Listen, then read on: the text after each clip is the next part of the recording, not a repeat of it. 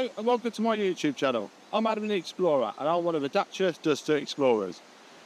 In this video you'll see me driving green lanes, which is commonly known as a hobby of green laning.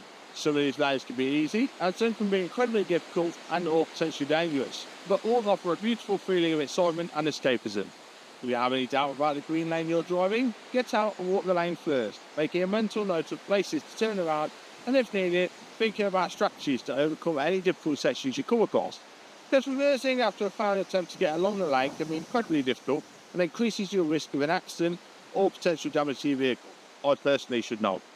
We abide by the Green Lane Association Glass Code of Conduct for driving these lanes, and we respect all other users of these lanes, including horse riders, walkers and cyclists, as we all have a part to play keeping these lanes open for everyone. If you're thinking of green laning yourself, please consider joining the Green Lane Association to help in the fight to keep these lanes open and to help you understand more about this hobby. We also have the Trailwise 2 website, which will significantly aid in your planning. Please don't forget to like and subscribe to get updates on new videos and check out my large video collection.